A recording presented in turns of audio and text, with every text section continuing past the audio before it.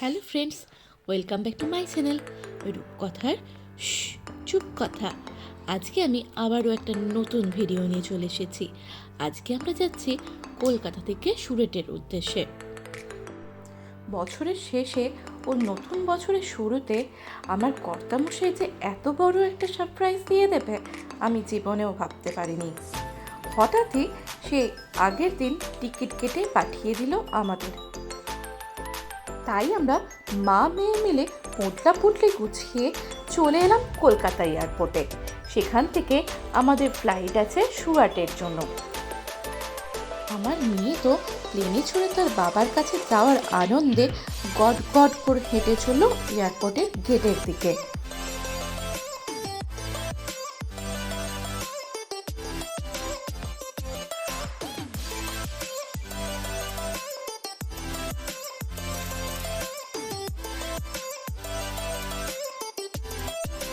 এবার আমরা এয়ারপোর্ট থেকে ইন্ডিগোর এই বাসটি চড়ে চলে যাব আমাদের ফ্লাইটের কাছে।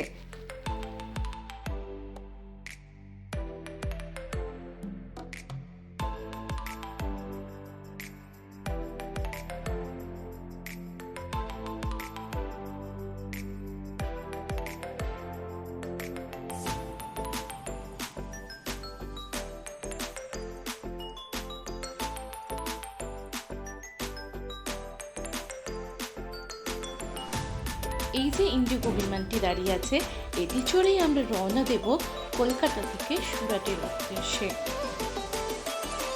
আমার মেয়ে তো তার বাবার কাছে যাওয়ার আনন্দে একটু নাচু নাচুও করে নিল প্লেনের সামনে দাঁড়িয়ে।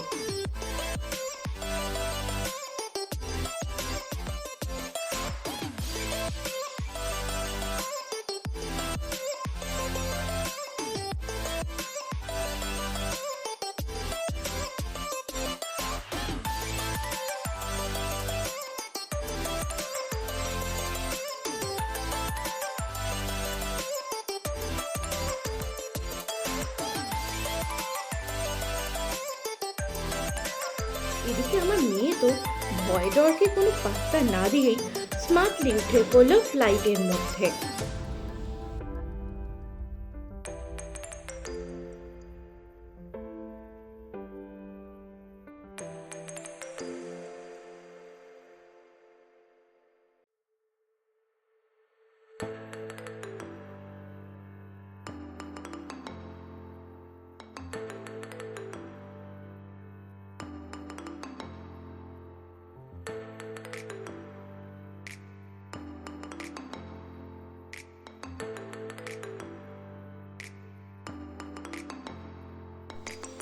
সে তো নিজে নিজেই আমাদের সিটটি খুঁজে গিয়ে বসলো তার সিটের মধ্যে, কিন্তু একটু আপসেট হয়ে গিয়েছিল উইন্ডো সিট না পাওয়ার জন্য।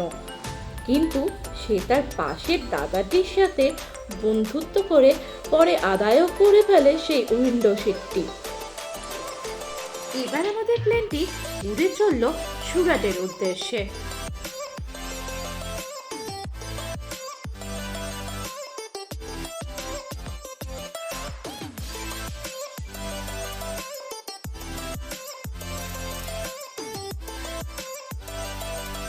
প্রায় 2 ঘন্টা 40 মিনিট ওড়ার পর আমাদের প্লেনটি এসে পৌঁছালো সুরাট এয়ারপোর্টে।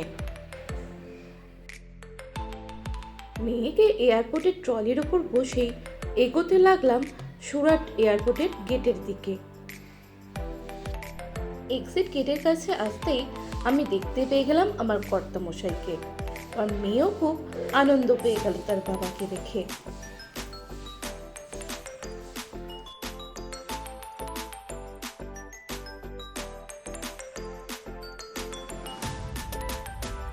এই ভিডিওটি যদি আপনাদের ভালো লেগে থাকে লাইক করতে ভুলবেন না কিন্তু। থ্যাংক ইউ বন্ধু, বাই বাই।